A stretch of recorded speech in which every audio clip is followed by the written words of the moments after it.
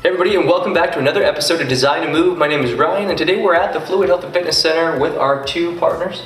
I'm Sam, movement specialist here at Fluid Health and Fitness. And I'm Ryan, a movement specialist here as well. Today we're not going to go into a specific movement distortion, but we're going to talk about a symptom of a movement distortion called snapping hip. A lot of you guys probably have exercised before. A lot of times when you're laying down and doing hip extensions, where you're drawing your legs up and down, you'll feel a popping or a noticeable clicking in the hip. Not only is it disconcerting, but could it lead to major issues down the road? Well, today we're going to explore that, show you how this happens. If you have questions or want more information, remember we write a blog on the topic.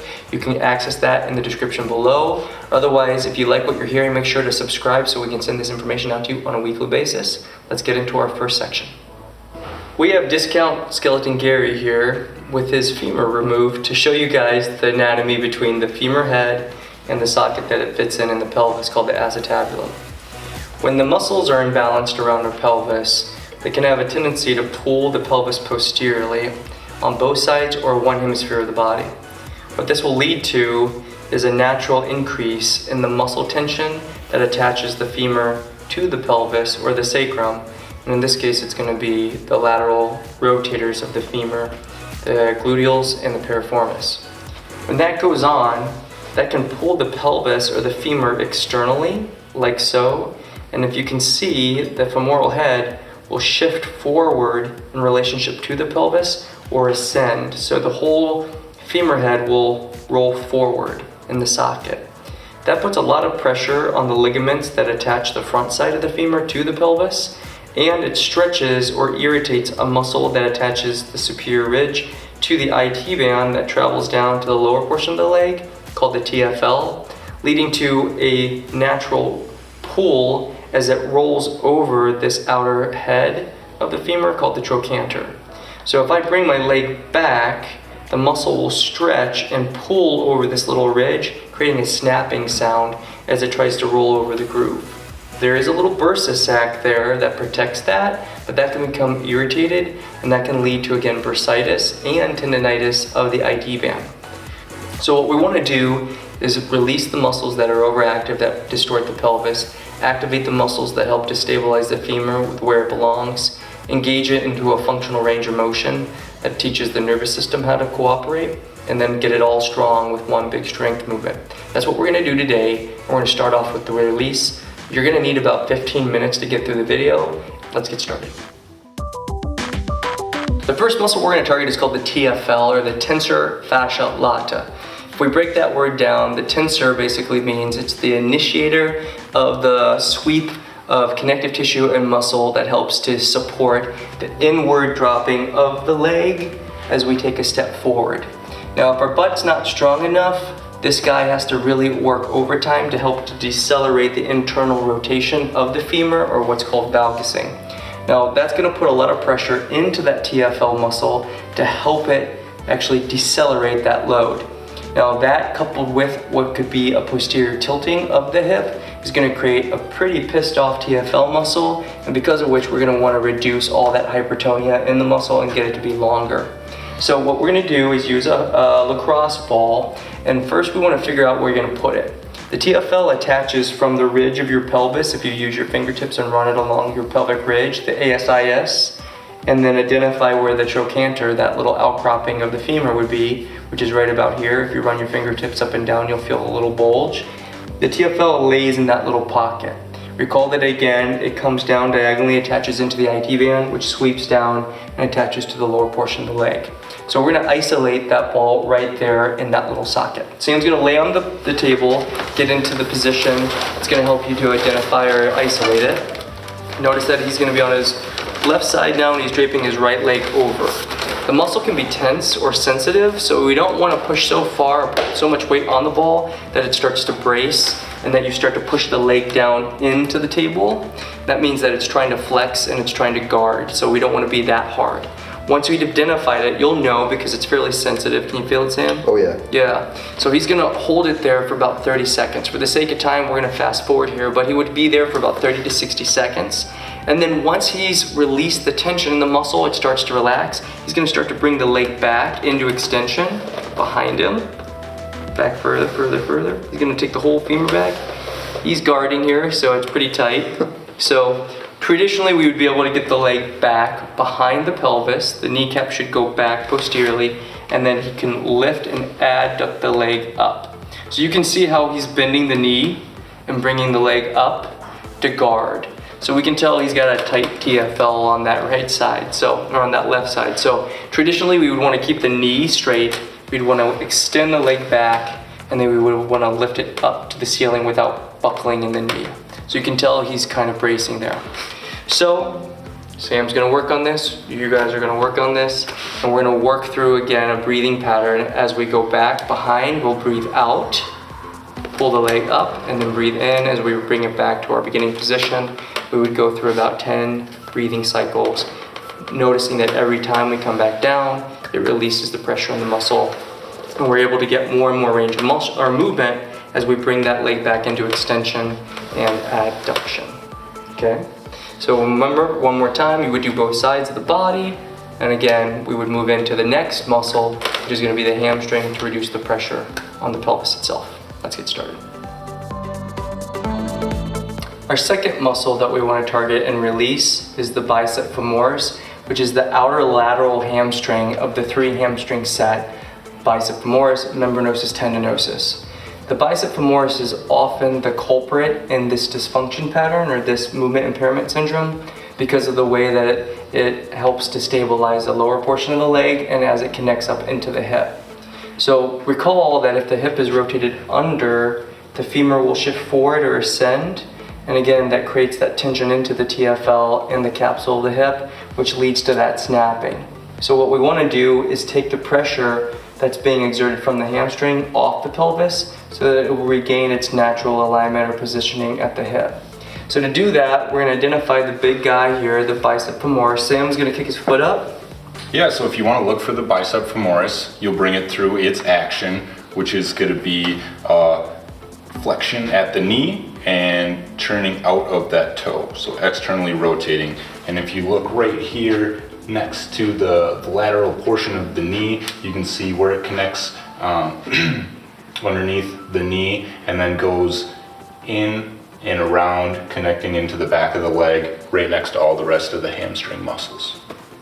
Yep, so now that we know where it's at, we can tell where we can put the ball. We're going to use our fluid fascia release ball, and we're going to put that underneath the hamstring. Notice that he's doing this on a bench.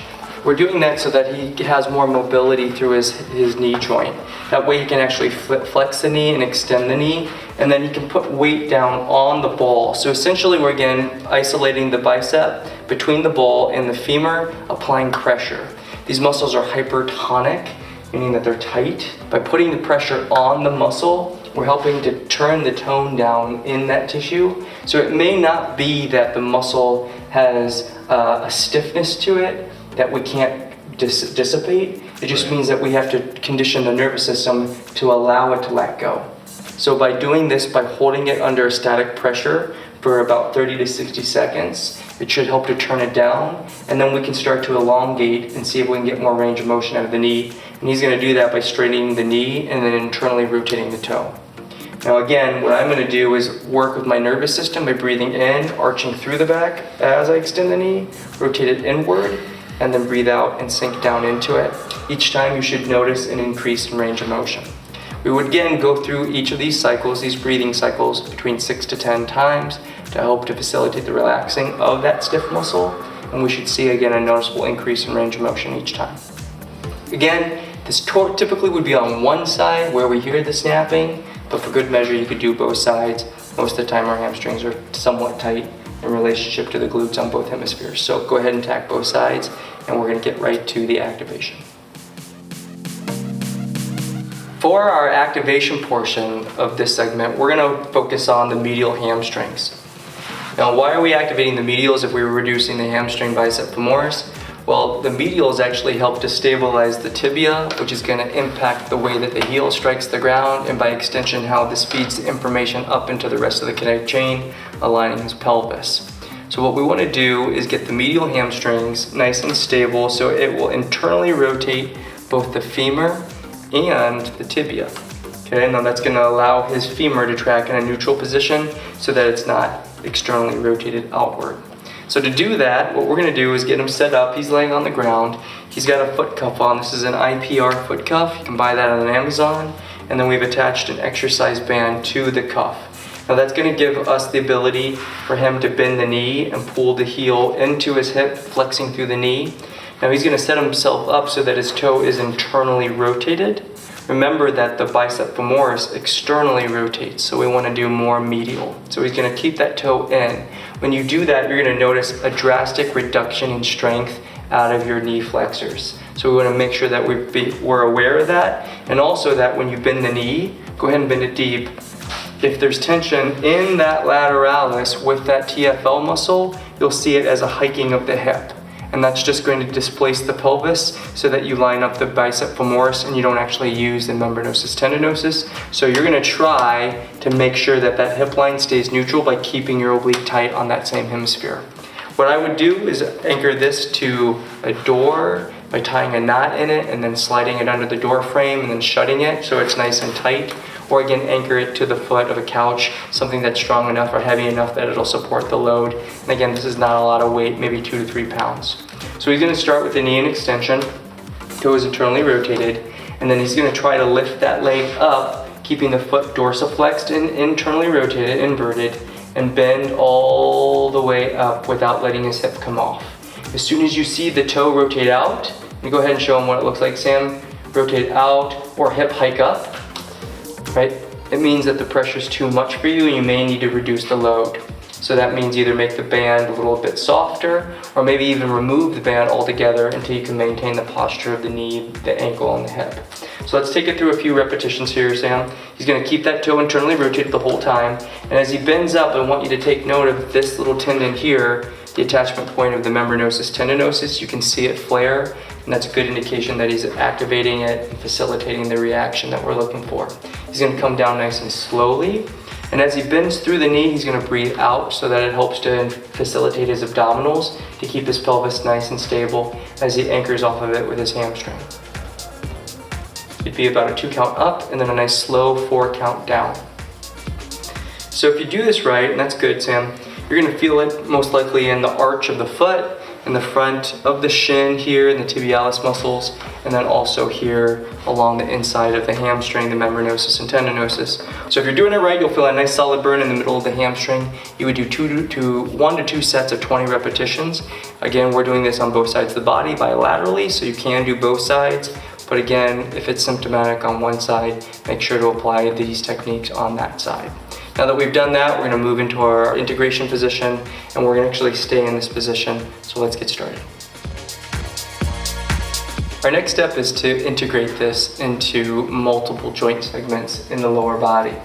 We know that the pelvis has a tendency to want to tip under, and that creates again a tightening of the gluteals, which is going to externally rotate the femur. So we just want to make sure that we reinforce that's what traditionally goes on, creating a tension line here that pulls into the IT band, and that again, IT band rolls over the trochanter and creates that snapping. So our goal is to do the opposite or the antagonist of that action. So our goal today is to bend the knee into flexion without having it rotate out, extend the hip up by flexing the glute, and then internally rotating the leg, facilitating the medial hamstrings, the glutes, and the abdominals all at the same time to stabilize the pelvis and the knee and the lower body.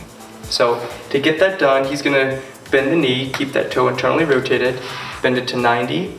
He's gonna extend through the hip without letting his pelvis come off, and then he's going to internally rotate the femur by bringing his heel away from the body, bring it back to neutral, let it come down to the table in flexion, and then extend the knee.